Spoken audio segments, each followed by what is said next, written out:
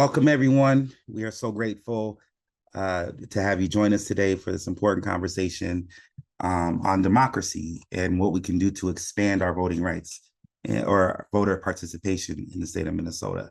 My name is Justin Terrell. I'm the Executive Director of the Minnesota Justice Research Center.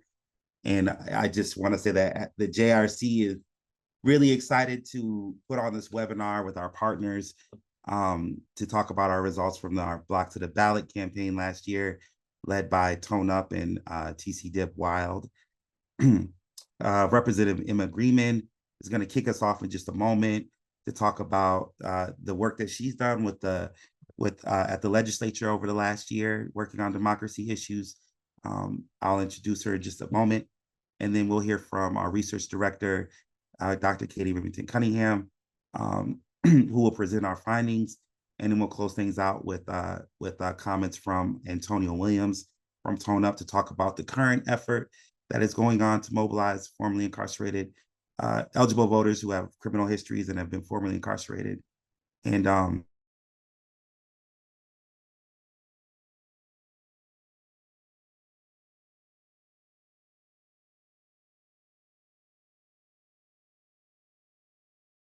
I frozen? Okay. You're back. Thank you. So then we'll close out with question and answers moderated by Mackenzie. Thank you for just kind of vibing with us today. As you know, at the JRC, we tend to be a little casual, but we're not casual about these issues. The idea that we could pass a bill in the state of Minnesota and restore voting rights to tens of thousands of Minnesotans who are wrongfully disenfranchised for generations, and not do the work on the other end to mobilize folks to get involved in their democracy. Well, that's something that we take serious, that we are not, and we know that lots of democracy advocates across the state take serious, and that we're not going to sit down and allow another election cycle to pass without letting these people know their value to adding their voice to our democracy.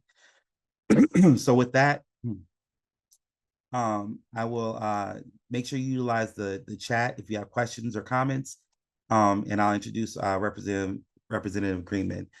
I had the pleasure of attending South High School with Representative Greenman, and so it's been great to see you rise as a leader in our community as a Representative 63B, but also a longtime, democracy advocate and a lawyer who also worked on democracy issues. You've always held a high level of respect for me as an organizer, as we were able to collide in the movement spaces over the years. And so I just want to thank you for your work during the 2023 legislative session. And we're excited about the things that you have coming up next session. And I couldn't think of another person better suited to join us today to talk about the work we've done in the state around democracy. And so I appreciate you accepting our invitation. With that being said, thank you, and I'll hand you the mic, and you can take it from there. Well, thank you, and I always will take the invitation from you, Justin, especially as a Southside Tiger, but also the work that MNJRC does in our communities and to expand multiracial democracy. And so I am so excited to be here with all of you and talking about what I think to me is the sort of critical issue, has always been the critical issue, which is how do we build a robust, representative, multiracial, multi-generational democracy that is a place where it's actually useful to solve problems, to build together, to bridge difference, and to dream a little bigger about how our lives and communities and collective action can and should be. And I think that we are at a moment, and I'm excited to talk about the stuff we've done in Minnesota. I think starting with, we're at a moment where I think people are deciding whether to choose democracy at all. And we've been at that moment a lot for a lot of communities who've been at the margins. When we talk about justice impacted folks, I think we're in a place where people are saying, is this something, is this a tool, is this a structure, is this a process that actually works for me and my communities? And I would say that it only works if everybody is in, everybody's invested, and people actually have the power they need to make those changes, to advocate for themselves and their communities, to think about how we bridge and build together. And so that, to me, is what the 2024 election is about. It is about choosing democracy or something else. And I think that that's the work that we've been doing here in Minnesota. And I really think leading the nation on, because it really has centered in how do we both expand who's in, but voting is just an administrative act if it doesn't come with the power and the influence and all of the mechanisms around it to actually make change in the way we do things, in the way we do things as a community, in our economy, and ultimately in the lives of Minnesotans and folks. And so I'm really excited to hear the research, because what I know, and actually this morning I was having breakfast with Representative Cedric Frazier, who along with with Senator Bobby Joe Champion, were the folks who got across the finish line the movement work of restoring the right to vote for folks on probation and parole. And a long line of folks in the legislature worked on that, and more importantly, the community organizing, the impacted citizens who are out there doing the work for 20+ years. And I saw the work happen. One of my first pieces when I was at Center for Democracy was getting it across the finish line in Maryland. So I know it's not just a Minnesota movement, it is a national movement that really matters. And so this conversation this morning really dovetails into, I think, my main message about this work, which is we have done, and the structures and processes really matter. It matters that we restored the right to vote. It matters that we did things like automatic voter registration, so that when you go get your state ID, you're already on the rolls, and that's a registration is a bridge, not a barrier to participation. It matters that we're out there getting young folks to pre-register to vote, so folks can get on the rolls and practice. And frankly, and to the piece I want to talk about in a second, is it's an organizing tool to go out and have the conversations, the peer-to-peer conversations, and in a whole set of things that we did, expanding access to the ballot and passing the Minnesota Voting Rights Act. So if folks are facing discrimination, whether it's where polling places are placed, whether it's how districts are drawn, that they have tools here in Minnesota that are accessible and that we can use to ensure that everybody can cast their ballot, and that race, language, tribal origin, none of that gets in the way of fully participating. So we did all of those things. And what I know as an organizer, what I would like to say as a legislator is like, job well done, check it off the box. But what I know as an organizer is none of those things, one, happen, and as importantly matter, if they are not tools used in community, used by the people and organizations, the leaders who are working in community to make them a reality. We can restore the right to vote. We can say, expand the franchise, but if people don't know, or they don't know how to use the tools, and I think as importantly, and this election is about, don't think that those tools are useful to them, or don't see the impact, then all the stuff we've done and all those laws really are just like nice talking points, but actually not of value. And so I think what I'm excited about is, and what T.O.N.E,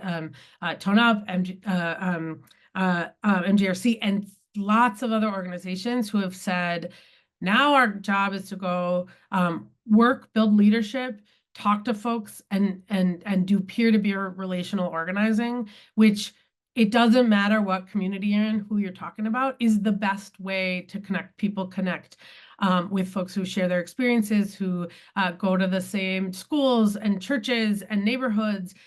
It is how organizing is best done, whether it's democracy organizing, economic organizing, social organizing. And so what is exciting to me is that what MJRC has done, what other organizations have done, which is figured out how to use the work and the energy around the policy campaign, around the changing the law, and channel that into now the work in community to get folks engaged. And I'd say that's what this election is about. And then the thing is, it doesn't stop there, right? Like the getting folks and sort of getting them into the process is only one step, because the next piece, and I've heard people speak very eloquently about this, of like the first time you're at the Capitol or in city council, when you're talking to a lawmaker or thinking about running for office, when you are engaged in a community advisory board or whatever that is, the step after voting of the full participation in whatever issue. And why I think it matters so much when we talk about justice impacted folks is, you know, I started my legal career as a public defender. And what I know is that the voices of folks who have experienced the criminal justice system, who have experienced incarceration, who've experienced the court system, that voice really matters when we talk about how we should do it differently. But it also matters when we talk about our economy and sort of what jobs look like and what barriers, and also what are the dreams that people have as they think about life after incarceration. And none of those things will be part of the conversation if folks are not actively engaged, both with the right to vote, but also the next step, right? The voices and the influence piece. And so all of those people, when I was a baby organizer in the Wellstone campaign, what I used to say my goal was like to turn non-voters into voters, to turn voters into volunteers, to turn volunteers into leaders.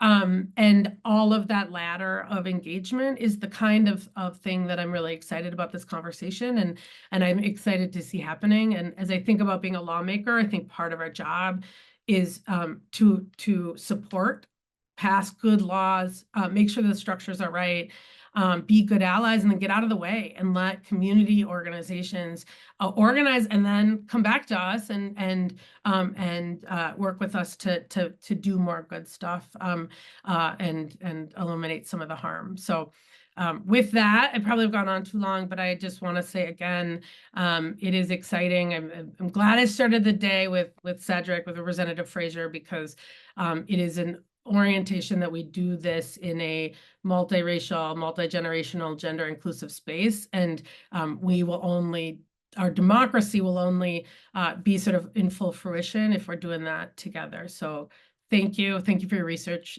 Thank you. I see Antonio and other folks on who have done, who are doing the work in community. And so thank you for all the good work you're doing.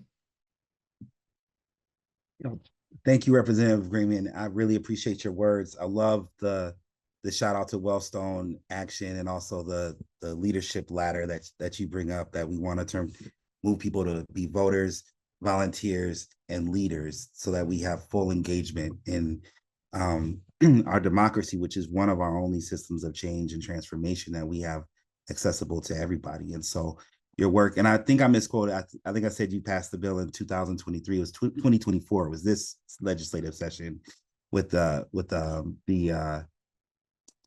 I don't want to mess it up, but the democracy. No, that was in 2023. Got it. Thank you. This biennium, we did a lot of really great stuff. And I will say, it is like teamwork makes the dream work. We have an inclusive democracy caucus that Representative Frazier, Senator Bolden, and I co-chair, but we have, and this is, I think, part of the community demand. We have a whole set of caucus. So we have pro-democracy caucuses. And so as you all are thinking about your work, I think coming to us and doing more work together is the goal. Amen. Thank you so much, Representative Greenman. And now I'll hand it over to our research director, Dr. Katie Remington Cunningham, who will present a set of slides on our research from the Block to the Ballot campaign. Dr. Cunningham. Thank you both so much. So I am attempting to share my screen. Can folks give me, or at least maybe panelists, give me can you all see my screen? Okay, excellent. So thank you, Representative Greenman. You teed up my presentation really well. So I've already got my little notes to sort of reference back to. Thanks, Justin, for opening us up.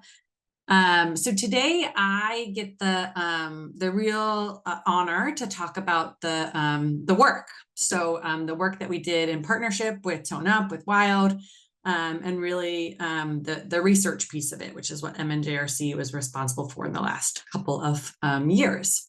So today I'm going to give kind of a brief intro to our organization for those of you new to our work, and talk a little bit of background from our Block to the Ballot work. Today I'm going to focus on our work from last fall, so what we're calling the Block to the Ballot 2.0, so sort of our second pilot, and really highlight some of our primary goals from that work, and from the research perspective, explore how we documented the process, identified some key characteristics, and then really determined the impact of that work. And then I'll end with some lessons learned before kicking it over to Antonio to talk about his experience really leading it. So I actually want to start just by talking a little bit about our organization, the Minnesota Justice Research Center, long name. The JRC is a small nonprofit that our mission is really to use, as Rep. Greenman mentioned, some of those tools. And for us, research, education, and policy development are some of the tools that we use to really transform our criminal legal system. So we call it a criminal legal system very explicitly and purposefully, because it's not one that yet serves true justice for all, but we believe that we can get there through system transformation. And the way that we do that in partnership with a lot of folks who are doing on the ground or direct service kind of work is to try to add research as a tool to really better understand impact of the kinds of work that we're doing. So who are we as people? So for this particular project, I get the honor of talking about it today, but really Marcy and Fernando, two of our research assistants, really led this research project. So I want to highlight them, plus a whole host. I was like Googling the internet world for folks' photos to try to just get like a brief snapshot of some of the people that were really influential in this partnership. And I'm sure I'm missing folks, but Rob and Melinda and Al and T.O.N.E and Amy and Leslie and Lorenzo and Devon, just a big group of people really driving this work forward, and it wouldn't be possible without them, in addition to support, deep financial support from folks at the Joyce Foundation. So again, I'm here talking today, but we are really a big group of folks who are engaged in this work. I want to actually start by showing a brief video that I came across. Shout out to FRRC, who I'll talk a little bit about later, to kind of set the context for our work today. They wouldn't fight so hard to keep us from voting if it didn't matter. Here. Millions. That's the size of the formerly incarcerated community in the United States of America, many of whom have the right to vote.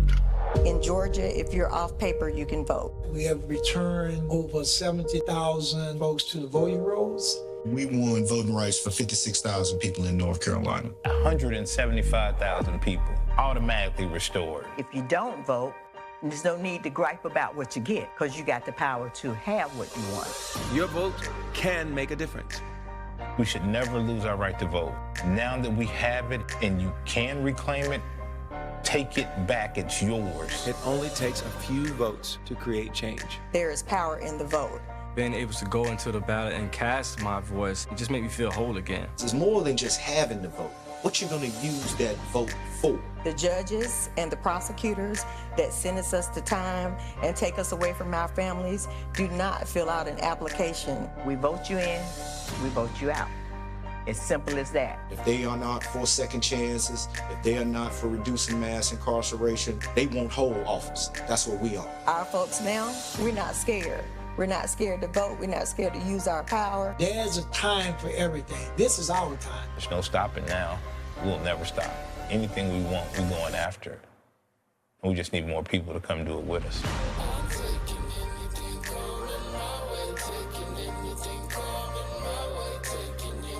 For individuals who didn't receive their voting rights, just because you can't cast your vote, that doesn't mean that your votes couldn't be counted, right? You have a loved one, you have a family or a friend. Ask them to go to the polls on your behalf. Our vote. Our vote. Our vote. Our vote. Our voice. Our voice. Our power. Our power. Our power. Your vote can make a difference. Research the rights in your state. Get registered and make a plan to vote Check your status on FICPFM. So I use this video really to sort of demonstrate, I think, powerfully that as Representative Greenman teed up for us, this is really a national movement. So we've done some amazing work in Minnesota following the footsteps of a lot of folks in other states. And voting is and can be powerful. And it's one of the many ways that we can actually do that system transformation and advance changes to the systems charged with administering justice.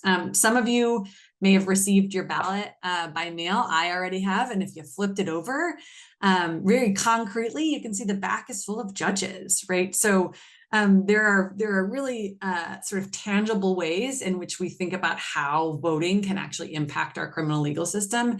And those who are most directly impacted by it need to be able to have a voice and participation in that system. But in our country, as the video sort of teed up, we restrict the voting rights of millions of formerly disenfranchised people. And these are often people who have been released from prison, served their time, they're living in their communities, they're paying taxes, sending their kids to schools, and still in many states cannot participate in the voting process. Minnesota is no longer one of those places. It used to be, but as of last year, we are now joining the ranks of places. We're not quite Maine or Vermont yet, which are the only two states in our country that never take away a person's right to vote. But we are on our way there. And as you can see with this map, there's still a lot of work to do.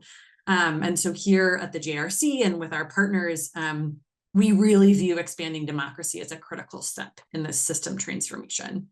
So today I'm going to talk about a partnership we called From the Block to the Ballot that we've been working on over the past several years, really with our core partners at Wild and T.O.N.E.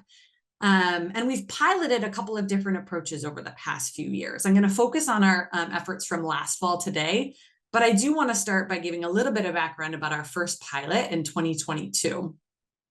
So we joined up with T.O.N.E. and Wild to launch an effort really to sort of first examine what we say the feasibility of trying to get a list, basically, to sort of link some administrative data to actually identify and reach formerly incarcerated or formerly disenfranchised Minnesota residents. Now, a couple of things to point out. In 2022, these were people that had to be off paper, so had completed and finished their community supervision, probation, or parole. So this was a lot harder of a list to identify. How do we connect with those folks and reach them and support them in exercising their right? And we also looked statewide.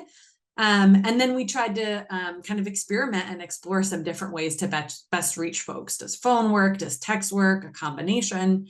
And we learned a ton from this pilot. So the list was really challenging to create. We had lots of numbers that were wrong numbers. But we also learned a lot about how to build on the strengths of T.O.N.E. and their team and sort of start to put the structural requirements into place and to kind of figure out how to take a step back and really focus locally. But despite the challenge of the lists and despite the challenge of reaching folks, our first pilot from 2022 showed that even with a pretty small phone bank effort, we actually were able to see a slight positive effect in voter turnout for those who we reached with certainty. So folks that we had a conversation with. And then an even larger turnout, so 1% more likely to turn out and vote for those who we had a conversation with compared to people we did not talk to. And then for those who we sent a reminder text on election day, another percentage increase. So it seems small, and it is small, but it's meaningful.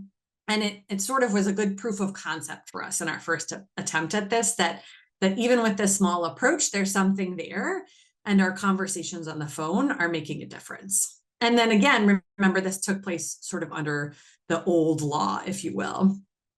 Many of you know this, and we've discussed this up to this point, but in 2023, Governor Walz signed into law a bill brought by Representative Fraser and Senator Champion and so many folks who have done the work to restore voting rights to around 50,000 Minnesotans who were disenfranchised at the time. So a huge number of residents of our state who were out of prison, but were serving felony probation or supervised release, now got their voting rights back. So following the passage of this bill, and some of the lessons we learned from our pilot in 2022, we embarked on our sort of 2.0 approach to voter mobilization. And really for this sort of round last fall, we really wanted to kind of move beyond just the ability to identify these newly eligible voters, but like Rep. Greenman said, to really actually connect with folks, because, you know, the law is critical and important, but the law is not enough. You have to make sure that folks understand what rights they have access to and how to both register and exercise their right to vote. So our primary goals from the research side of things for this pilot last fall were really to dig into kind of the look and the feel. So again, for a lot of these efforts that are smaller, we really want to work and focus on kind of documentation. What is it that we're doing? How can we learn? How can we do better next year? To focus on some key characteristics. So what makes this different was a really critical question for us. And then finally, what was the impact? So who are we reaching? And are those folks we are reaching more likely to vote? Do we make a difference in their voting behavior? So briefly kind of summarizing the overall work, the T.O.N.E staff this last fall grew, so they had a main team of 9, and the majority of the staff were Black men who were themselves formerly disenfranchised. And this is important because these were the folks who were leading the door knocking and phone banking efforts, and they themselves were the much more credible messengers. So these were folks who had experienced themselves with losing their right to vote and then getting that right restored. In addition, our focus for the pilot last fall was really to scope a little more locally and try to sort of do more on the ground work in the Twin Cities here, where we're all based. And so as a result, we narrowed our list to try to really just identify Twin Cities residents, so residents of St. Paul and Minneapolis, and residents who were Black and formerly disenfranchised. So these were people who we knew that we could target, and we made this decision explicitly, knowing that the staff of T.O.N.E was uniquely equipped to be able to connect with folks. And here in the Twin Cities, Black residents are disproportionately disenfranchised. And so we really wanted to say, we actually want to focus our resources on our energy on, in some ways, the most important, but the most sort of vulnerable or disenfranchised populations. Knowing that we had kind of still a small team and a small effort, we really wanted to start there and say, what can we do with this population? How can we actually focus on reaching them? In addition, our partners at Wild really led the charge in recruiting volunteers. So knowing that all organizing, democracy work, voter mobilization requires amazing volunteers. And I'll let T.O.N.E talk about how you can get involved if you're interested this year in particular, but we really rely on people to also step up, and ended up recruiting about 70 volunteers, the majority of whom participated in phone banks, but a handful of whom also got out and knocked doors as well. And that volunteer base was really diverse too. So in the end, if you look, our volunteers were about 3/4 people of color. So these volunteers really came, again, from across the Twin Cities to participate in these efforts. Diverse in terms of gender, so about half who identified as women or men, and a handful of non-binary, non-conforming folks. But what was really exciting, and actually as Rep. Greenman teed up for us, is half of all our volunteers couldn't even vote. So half of the people that showed up to make calls for us were people under 18. And because in Minnesota, we care about getting young people involved in the process early and pre-registering to vote, this was a really exciting finding when we dug into the demographics of the volunteers, that young people were showing up to be part of a process that they couldn't even participate in quite yet. So with this as the team, staff and volunteers engaged in several phone banks and door knocking shifts, and some site canvassing too. So being in sort of vibrant spaces and community on the sidewalks, connecting with folks. And each of these canvassing, door knocking, and phone banks all began with a training to really connect folks into the process and make sure folks felt equipped to know how to get on the phones and knock doors. And then also with support or a debrief afterward. The other context piece that I want to point out is last year in 2023, the elections that we were mobilizing folks to participate in were really quite small in some ways. right? So it wasn't this fall, there wasn't a presidential election in Minneapolis. The only thing on the ballot was a city council race. Not to diminish the importance of that, but when you think of the average, even very, civically engaged person, not everyone's showing up for that election. In St. Paul, similarly, there was a city council and I think school board race. Somebody correct me if I'm wrong, if there was something else in St. Paul. I feel like there was maybe a third thing on the ballot, but regardless, these were small local elections, right? So this was the kind of election that might be hard even to get your very sort of civically engaged neighbor out to vote.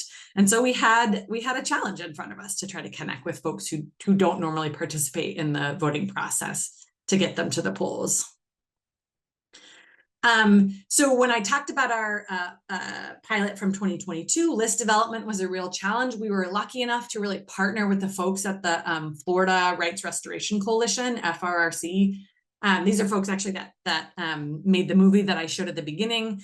So these are, they're really seasoned in this work. They've been engaging in a lot of this voting rights work for a long time and really supported the development of our list and our technological tools. And so with Al at FRRC, we were able to really identify that targeted list of Black Minneapolis and St. Paul residents and ended up having a list of about 7,000 folks as sort of our universe to connect with. In addition, I mentioned briefly tech. So tech was actually a really important part of this pilot. We learned a lot and a lot of kinks are being worked out this fall as well. But our partners at FRRC, Al and his team created a really unique app called Our Voice. So for folks who do this kind of voter mobilization work, you know that the apps are important, right? The seamless sort of way to make calls or do door knocks really matters. And Al and his team were able to create an app that was really personalized for this particular population and this particular effort, which made a big difference as well. So so let's dig into our questions. That's the context. That's what happened. When we look at the sort of like look and feel and process, I really encourage folks to dig into our report. There's a lot of powerful quotes from interviews, from volunteers and staff, but I'm going to run through a couple of quick learnings about process here today. So when it comes to the training was a really organic and iterative process. And as a researcher, this is something that's both really exciting and challenging. And you try to think about how do we identify and document something that, shifts depending on the people in the room. It made it work for the folks in the room, and it also made it sort of different every time. And overall, when we connected and interviewed and surveyed volunteers and staff, folks felt that the training was really accessible and supported, and most importantly, that the chance to practice was really helpful. So this was a different kind of voter mobilization work than many folks had done in the past, even those who had phone banked before. When it came to the phone banking, a big difference that we saw in terms of experiences for folks was that people who had some experience doing phone banking in the past really made a difference in how they experienced this round. So phone banking, for those of you who have done it before, you're going to get a lot of non-answers, a lot of hangups. And so for folks who had some experience, the feedback that we often got was, gosh, I made 20 calls and 10 people picked up. That's unheard of. Whereas folks who had maybe never done it in the past were like, half of the calls I made, no one picked up. So the past experience was really important in sort of coloring this for experience for staff and volunteers. But considering that, persistence jumped out to us as a really critical piece and learning for us in embarking on these process, like not giving up despite doors not being answered or phones not being picked up. Finally, one of the things that we heard far and away was that the connections that folks made were what felt motivating. So the single phone call where somebody actually did pick up and they talked for a long time and made a deep connection with a neighbor or resident here in the Twin Cities, that made it worth the 50 calls that you were going to make that nobody picked up. And I'll talk a little bit more about that next. When it comes to door knocking and site canvassing, so those experiences were really relational, more so, of course, than a phone. That's not surprising. When you're in person with somebody, interacting with them, you're able to really connect with them as people. Similarly, persistence and practice, we came out from feedback from folks as really critical. And then tweaks and tools. So in particular on the doors, trying to figure out how to use that Our Voice app to actually map out an effective walking route was something that we learned over the course of the pilot that we needed to tweak and that we've learned a lot from for this fall. So when it comes to what was key, if we think about those as the process, 3 big things stood out to us. First, that having leadership from T.O.N.E up, both staff and also some volunteers that had system experience was critical. That the targeted list made a big difference. So we weren't just calling all Minnesotans. We were really focusing on the experiences of folks who had their rights removed, who were disenfranchised. And finally, that the process of voter mobilization was not your standard get out the vote approach, but it was actually deeply relational and motivating. So the approach, by prioritizing relationships, resources, connections before saying, and also there's a local election, we actually saw our voting outcomes be better because of that. So breaking that down a bit, I want to pull out a couple of quotes. And again, there's a lot of sort of rich data in our report. I encourage you to check it out. But when it comes to the leadership of T.O.N.E up and the volunteers who joined us, having folks who were what often in the research space is called credible messengers. So these are people who have a direct connection to the target community, direct, deep personal experience, made a big difference in how residents experience the voter mobilization process. So a couple of quotes that I think highlight this really well. From one volunteer, my background, I have family members that have been incarcerated. It seems very familiar to me to get this message from the block to the ballot. And another one from staff who had connected with a resident who explained that she hadn't voted in 10 plus years. Her son had been incarcerated for over 20 years. And so she expressed that that was her way of getting back at the system. And that really resonated with me. So somebody who understands and can resonate with that can treat that kind of interaction differently than someone who says, "You haven't voted in 10 plus years, are you crazy?" Right? So being able to have that experience and understand why someone might say, this was my tool to get back at the system. I was angry, I was upset, and having one of the staff or volunteers be able to hear that, reflect that, say, I understand what that feels like. Here's my experience, made a big difference in residents being able to understand the power of their vote.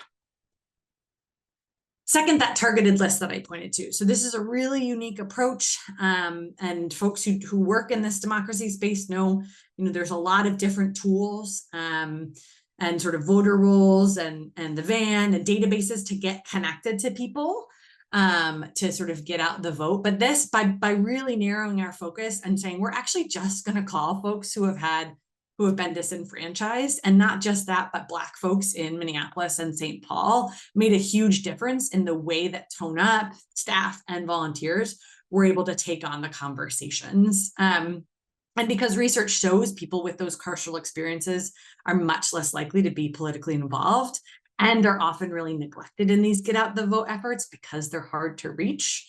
By prioritizing this population, we actually saw a significant impact in people getting out and voting.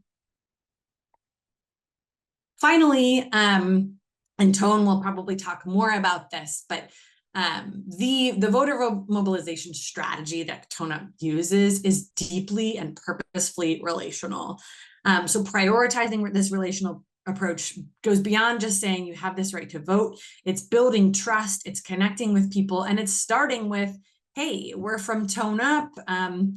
We're an organization that connects folks to resources and community and reentry. How are you doing? Is there anything you need? Do you know anyone that's returning home from being locked up that we can support? And by starting there, the conversations were much more open, both on the doors and in the phones. And folks were able to actually connect with people, as Rep. Greenman mentioned, that peer-to-peer kind of organizing we know works. And this was particularly powerful. This quote I love from our report about one of the T.O.N.E staff shared with us. Well, one of the things I really liked about Ballot to the Ballot is that we were there to offer resources to people. And I felt like people really responded very different to that because, yeah, it was just less extractive. Hey, I'm here for you to do this for me. Go vote, right? And more like, hey, we're here to try to help you, to try to offer you resources. It's not supposed to be transactional, and we really try to get away from that. And that's what we observed on all of the door knocking and phone banking shifts, was that moving away from this transactional, hi, I'm calling, you need a vote, here's a date, go do it, to what do you need? And one of the resources we can provide you with is education about how to exercise your right to vote. really resulted in better turnout. So what does that turn out? Lastly, I want to talk a bit about impact. So when it came to the doors, we saw that both the staff, primarily door knocking was done by the staff, but there were a handful of youth volunteers who also knocked a little over 500 doors in the Twin Cities in a pretty small period of time. And of these efforts, the team had 117 conversations. So this is a 22% contact rate, which is really quite good. So digging into the research on this, that's pretty standard or even on the high end in terms of contact rate. So it was a really exciting sort of number to build on. The door knocking numbers were too small for us to dig in quantitatively. So, without getting into the kind of wonky research speak, essentially we had small enough numbers that we weren't able to compare folks whose doors were not knocked with those whose were, to see if there was a significant difference. But this definitely laid the groundwork. And again, qualitatively, those door knocks were really powerful. And our report is full of really moving stories about people whose doors were knocked, and then, they showed back up on election day to pick them up and take them to the polls. And that made all the difference. The phone calls, however, showed really exciting quantitative results. So when it comes to reach, we were able to recall, I said our list was about 7,000. So we were able to make phone calls to almost half of that list in a pretty short period of time, which is a pretty Herculean effort with a small staff and some volunteers. And of that, about 3,500 people, 11% of those phone calls resulted in a conversation. Somebody picked up the phone. So taking this data, the people who we actually talked with, and comparing it to the people that we didn't attempt to contact. So we preserved in some way about 20% of that list and didn't attempt to call or knock on their doors, to just say, to explore this question, is there a difference between people who didn't get a tone-up call or door knock and those who actually had a conversation with staff or volunteers? And what we find is really exciting. So when we looked at those in the uncontacted group, about 2.6% of folks went and voted in the election. And when we look at the group of people that we had even just a brief conversation with, some contact, nearly double. So about 4.8% of that group went out and voted. So in the research world, these percentages seem small. Recall this was a local election, but to essentially sort of put it another way, the formerly disenfranchised Black Twin Cities voters who had a conversation with a member of our outreach team on the phones were nearly twice as likely to vote in the fall election. So these results were really exciting for us. They're really promising, and they're just proof of concept that even with a small pilot that sometimes feels hard if you're only talking to 11% of the calls that you're making, to be able to see the impact of those phone calls was really amazing for us, and sort of just adds, this is how we think of research as a tool to be able to continue to do the work. So I'll wrap up just with lessons learned. Taking our findings together, we see this significant, quantitative, but also, like I said, in some ways, really sort of unquantifiable impact on community building and movement work. So one thing that I didn't even have time to talk about was the follow-up work that T.O.N.E does. So yes, we made calls and door knocks, but so many people, got on the list and said, we'll come back, we'll follow up, we'll actually build a movement of people that then are going to turn up and be volunteers this fall. So it's really sort of snowballing, powerful community building work. And so through sort of this more unquantifiable and quantifiable results, like we see that a lot is possible even with a small pilot. So relational approaches, focusing on this population, using credible messengers alongside committed volunteers, novel tools, all of those things came together, and we saw that we really moved folks in our cities to exercise their right to vote. I'll end with this quote from one of the T.O.N.E staff that was really powerful from interviews: improving, progressing, enhancing, because the more we enhance, the better the community becomes, the better the district becomes, the better the county, the better the state. And now we can implement what we're doing here in each other states and show them the process. Oh, it started one door, one community, one district, one county, one state. So just talking about the power of starting small and building, I want to leave folks with. So I'm going to stop there, and I'm going to kick it over to you, Antonio, to talk a little bit about how this process felt for you. I'll stop sharing my screen as well. Thank you, Katie. Thank you for this amazing report. this amazing partnership. First of all, this has been amazing for my whole team. It has allowed us to grow in so many different ways. But first, let me just say a little bit about who we are before I get into the nitty gritty. So T.O.N.E is actually, a reentry organization. We help formerly incarcerated people find their way back in the community. And we do it three ways, right? Mutual aid, real material resources, helping eliminate barriers if people have them. And then we do leadership and personal development and empowerment through democracy engagement. So that's what led us to B2B. That's what led us to the fight with Restore the Vote, right? And I want to just kind of lay the groundwork about, the significance of voting rights for us as we see it in the lens of where we're from, justice impacted centered, right? So it's not just a civic duty for us, it's a way to reclaim our power, right? It is a way for us to just do more than just think about the ways in which we're kept out of society, kept out of the processes. It's now saying, hey, we actually have options. We have a starting point. And first and foremost, the people who are doing it matter. And so when you have credible messengers, when you have people who can relate to the struggle, you see results as what Katie just laid out. So this experience was amazing for us. Like I was saying, there was a lot of components, a lot of thought that went into, how we were going to approach this. In 2023, like Katie was saying, we stuck with our universe of around 7,000 Black and Brown people, well, Black primarily, in the Twin Cities areas, right? Minneapolis, St. Paul. And what we did was we said, well, hey, we don't want to have this big statewide outreach first. We want to center and have kind of like a focused, intentional engagement program. And so from the block to the ballot was put together this past iteration in a way that allowed us to kind of move more freely with how we engage our people. And it gave us the autonomy to lead with a relational approach. The volunteer apparatus was something that really took a load off of us in a way that, it was like, wait, we have to convince community that they should be a part of this and engage on this level.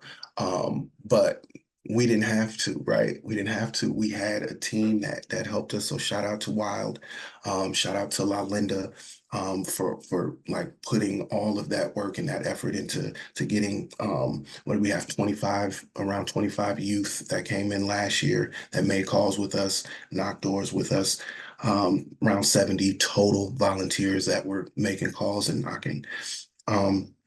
So I want to kind of break down kind of the elements for us.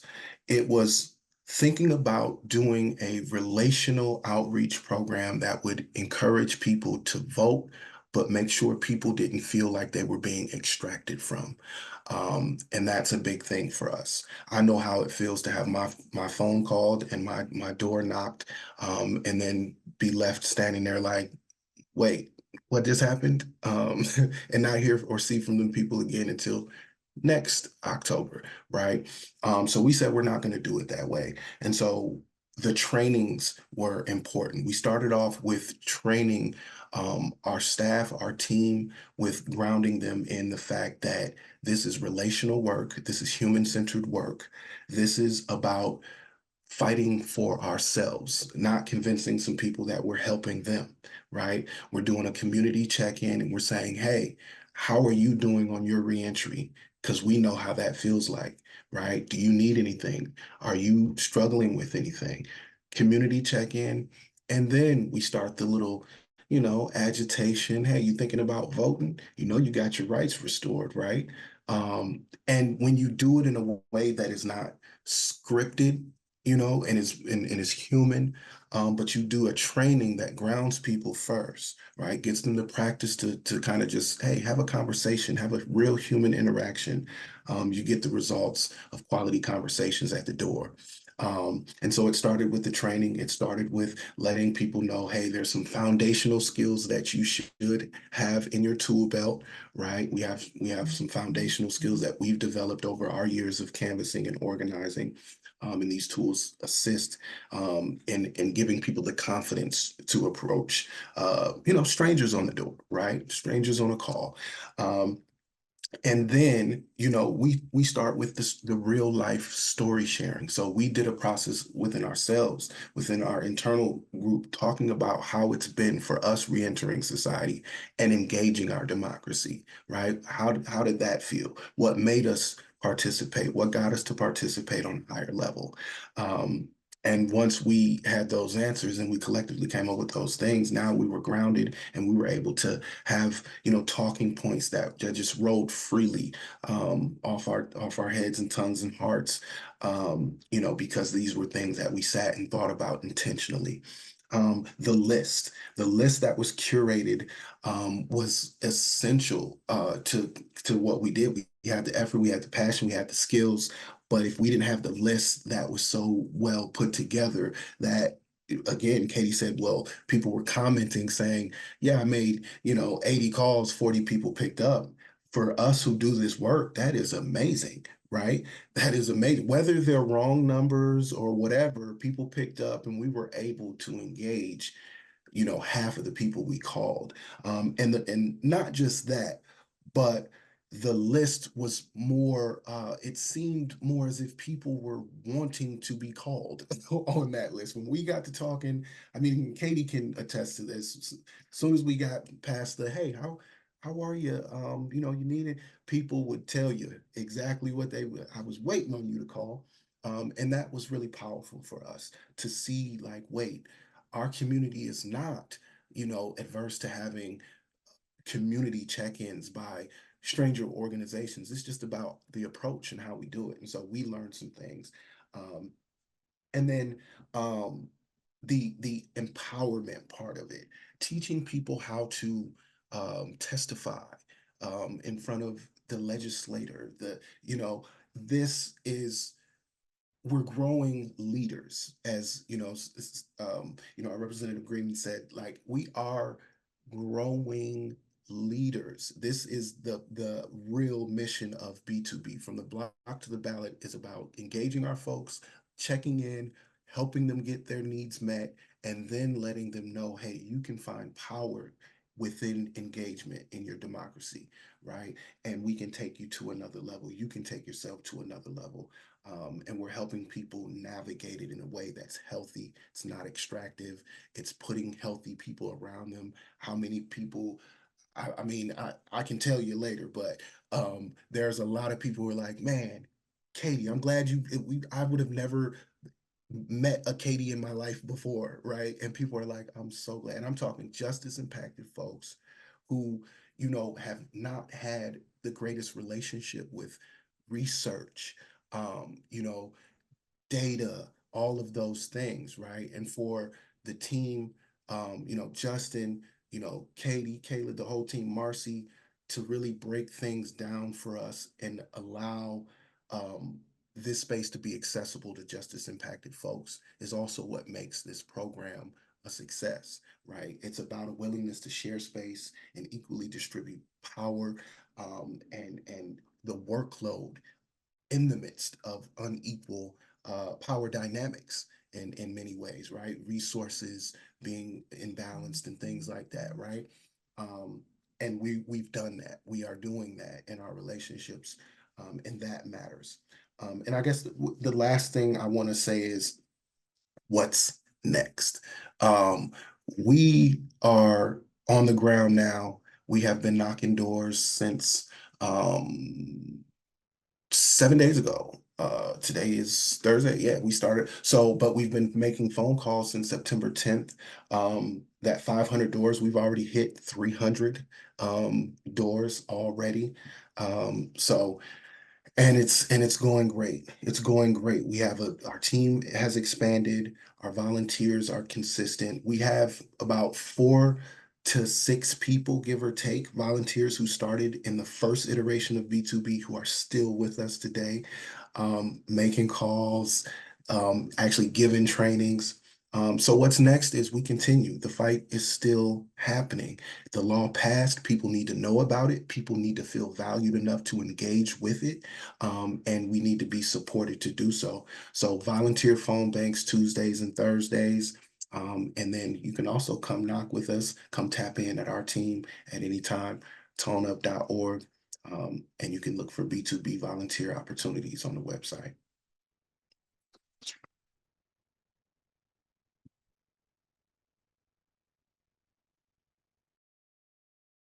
I just dropped that in the chat as if folks need to hop. There's a couple of questions, and I'm happy to stay on a little longer. I know we had noon to 1, but happy to stay on and answer some questions. But as T.O.N.E mentioned, I just dropped in a link to their org's website and also directly where you can sign up to phone bank Tuesdays and Thursdays. Sign up, get involved. Yeah, do we want to go, Justin or Mackenzie, do we want to go to some of the questions? I know there are some, but I haven't looked over them yet. Yeah, I'm happy to facilitate a little back and forth. Was Mackenzie, where are you on top of this? Otherwise, I'm happy to do it. Either way, if you want to go for it, go for it. I think you're up, sis. I'll just go in order of when the questions came in, and maybe for folks who have to hop off or can't stay to hear your question answered, we can email out just some insights or perspectives on the questions to the folks who registered, so we have your email address. So the first question, I'm not sure if Rep. Greenman, if you are able to stay, you might know this one or else any other panelist. It's how does one find out a judge's track record on criminal legal issues, especially if one isn't an attorney?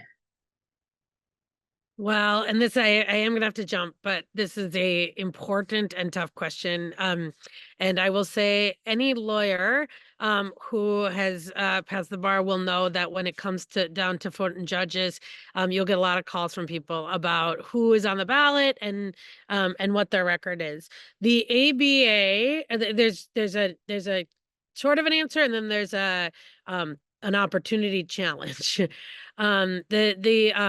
The local bar association will usually have some information about the about judges that are on the ballot, and it's probably not to the question at hand. It's probably not in the weeds enough and in the sort of details enough to get to sort of the scoring. Now, like, I don't know, and Justin, you may know this, if there are some sort of civil rights organizations that actually do a bit of a deeper dive.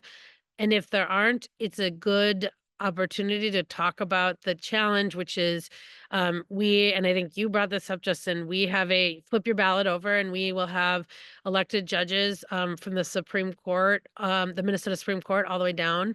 Every year, lots of people don't vote on them, and they matter. It matters a lot. And so getting the right information is not as easy as it is sometimes with candidates who are in sort of adversarial competitive races. But I'm wondering if other folks know of resources beyond just the bar that and if not, it's a good opportunity to think with our partners about how maybe to do some voter guides on judges.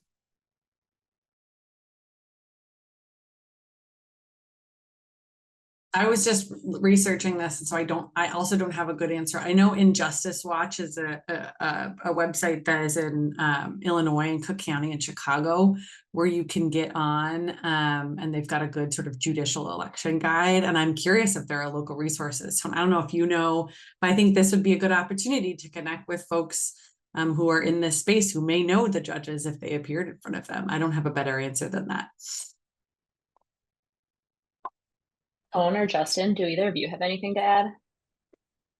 I think the only thing that I would add is that this is one of the primary motivators for me around supporting efforts like Block to the Ballot, because when you talk to formerly incarcerated folks, a lot of them remember their judge, right?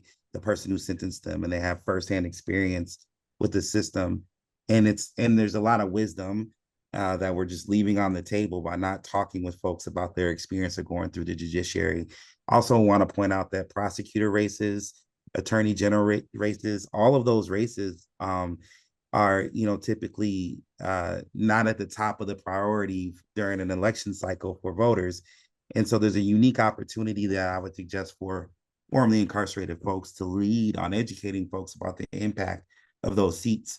And I would say that not excluding victims' rights advocates as well, as we know folks like Ninkasa and others tend to be really interested in collaborating with formerly incarcerated folks, which I think sets a really powerful model around how we address harm and seek restorative outcomes through relationships, but also through our democratic processes. So I guess I'll just say, and as elders stop in our office and ask us these questions on a regular basis over here at Sabathani, I would just say that this is something that we're definitely paying attention to, and talking to folks at the Joyce Foundation about trying to get their advice on how something like this could be maybe in the next phase of from the Block to the Ballot campaign. Obviously, that's not our decision, but something that we're looking into. Thank you. T.O.N.E, anything else on your end to add? No, I just kind of just piggyback off of what JT was saying. It does matter that we, get that collaboration on that level, right? But also just as important is the education, the willingness to come get some of that, real deep intentional, hey, this is what this is about, and this is why this is important. We need as many people singing the same song as possible. So even though, yes, we're the credible messenger of to other justice impacted people, when we have our research friends and our lawyer friends and our organizer friends also singing the same song, like, hey, y'all should get involved. Y'all should learn about this prosecutor race, this judge race. Here's what it means. Here's some information about it. Let's make it accessible. So that matters for sure. Thank you. This next question is similar to a reflection I saw when reading through the final report from B2B that some of the volunteers had. The question is, I'm passionate about the cause and want to help, but I'm concerned that as a white woman who has never been involved in the criminal justice system, I may have less of an impact than volunteers that have more similar backgrounds to the folks we are trying to reach. Can I still be effective? Absolutely. We have a lot of white volunteers. I just had an older white woman last Tuesday, and she did amazing. I thank you for the question and the intentionality around, I understand what you're saying. But yeah, you can definitely be effective, and you're not co-opting any space. You're not taking anything away from that's actually what we need you for. We need that. So yes. Can I just put my organizer hat on and just respond to that real quick? I want to challenge folks, that kind of hesitation and doubt destroys movements more than any sort of opposition. I don't know if I'm the right one and this and whatnot, that right there is how you kill a movement. If you want to support a movement, if you want to see formerly incarcerated people leading in the space and utilizing their expertise based on their lived experience to transform our criminal legal system, then you need to show up when they create opportunities for you to show up. It is an explicit invitation to help transform an entire system.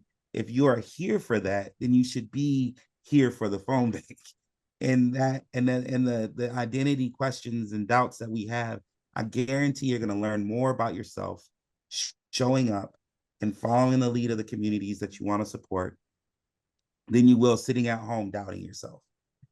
And so even if you mess up, if you take, the way we talk about as organizers, is that if you take a risk, one or two things is going to happen. You're either going to win or you're going to lose. Regardless, you're going to evaluate, because T.O.N.E is going to create space at the end of the phone bank to talk about your experience. And then you're going to learn something and be in a position to take another risk that can help support the building of a movement. Staying at home does none of it. And so that's my little encouragement and agitation around that. I appreciate the honest question. It takes courage to ask those kind of questions. The only other thing I'll just add is because of the research we did last fall, like the data backs this up. Those phone calls were made by volunteers, at least a quarter of them white folks, and we saw impact. And the reflection we had from volunteers when we interviewed and surveyed them was that I felt supported. It was a little nerve-wracking. Was I the right person? But being in space and following the lead of folks like T.O.N.E and T.O.N.E Up was what made the difference. So the research backs up that. Can you still be effective? Absolutely. So definitely join. Thank you all for those thoughts. The next question is, thank you for B2B. I'm curious to hear Antonio reflect on how or if this campaign built on his leadership in the 2021 Yes for Minneapolis campaign that we both worked on. Like, did this one feel related to that one? What was your feeling as this campaign led to clearly positive results? We had positive results in 2021, in my opinion, but we didn't win. Or anything else you feel is useful to share. Thank you. Great question, Erica. Miss you too. We got to go get coffee.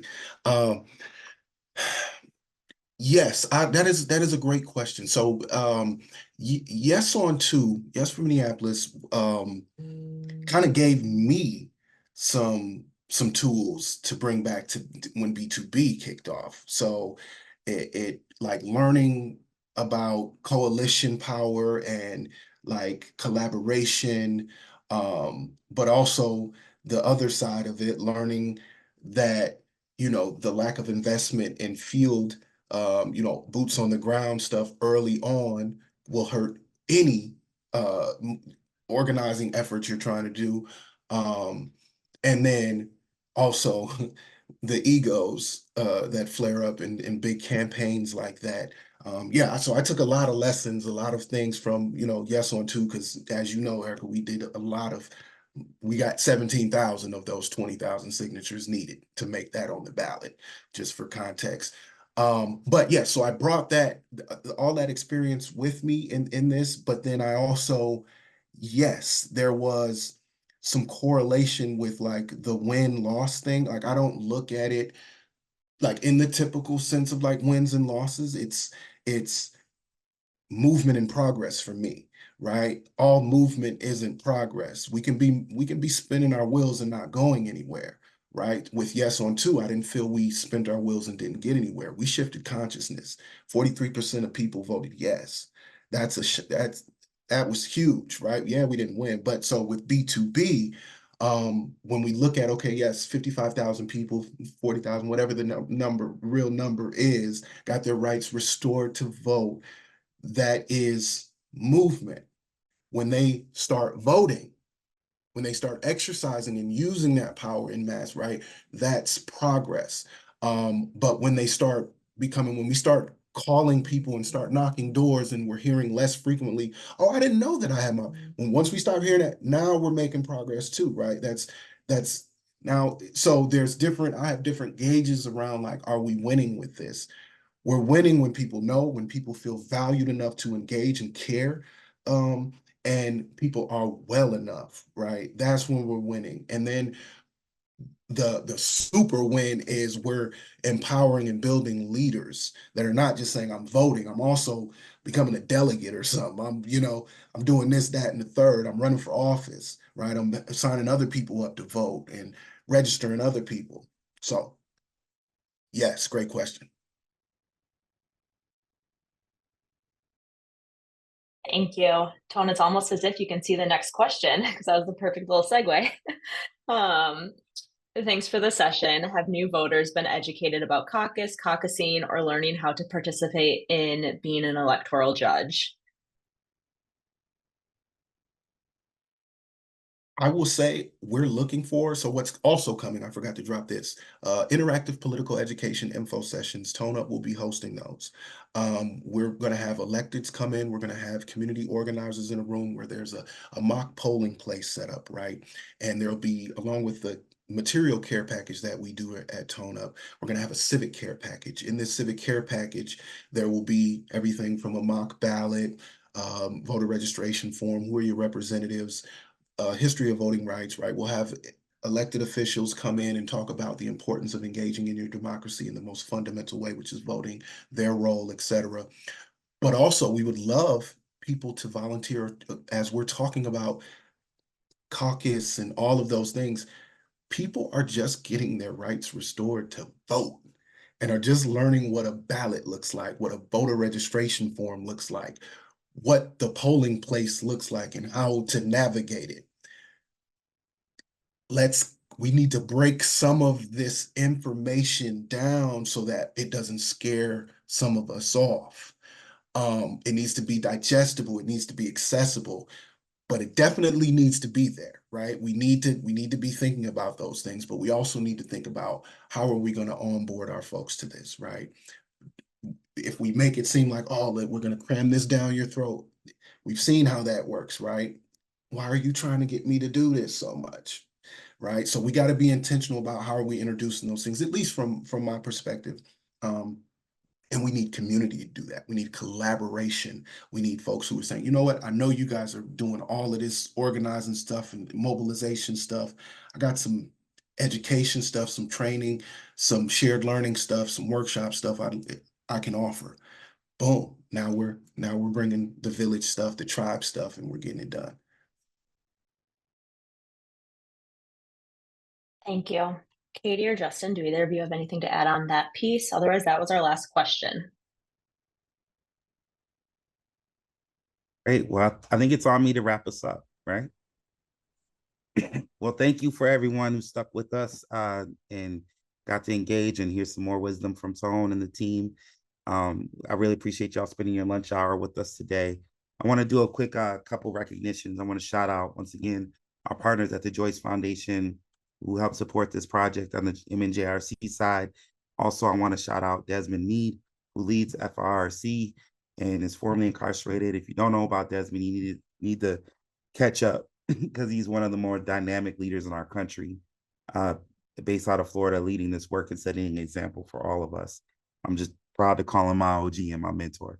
And so I also want to thank the Timberwolves. I was reminded this morning in the tweet that they shared, sending Cat off to his next team. There's a scene from an event we did with the Timberwolves last year, and they've been supportive of T.O.N.E and this project every step of the way. And so I want to shout out to our Timberwolves, our local team, the Timberwolves, and the National NBA Social Justice Committee, where Cat was the chair, and just recognize that these folks not only are here to entertain us, but they also are engaging with us in the community. And so thank you to them as well. I'll do my job and just remind you to please show up every Tuesday and Thursday at Take Action Minnesota. Shout out to Take Action for hosting these phone banks. Sign up on the T.O.N.E Up website. Shout out to La Linda and TC Dip Wild for continuing to be an amazing partner on this project. Thank you to Emma Greenman for showing up today, and to Senator Frazier and Senator Champion, President Champion, for ushering the restoration of voting rights bill across the finish line last year, and the over 100 organizations that were part of that effort as well. Hopefully we see y'all on the phones Tuesdays and Thursdays over the next few weeks as well. So if you're wondering if I'm getting on the phones, the answer is yes. I'm bringing a squad with me. T.O.N.E will see you, I think, on the 17th. I'm not quite sure if that's the right date, but I'll be there. And with that said and done, I just want to, just thank everyone one last time and say that, democracy is one of our only systems of change in this country. A lot of other systems, especially the criminal legal system, is designed to protect the profits and property of the wealthy, divide and control the rest of us, and that is not a system of change, and it does not promote public safety. What we need are people to be involved in this fight to transform the system so that we can actually have a system that administers justice in our society.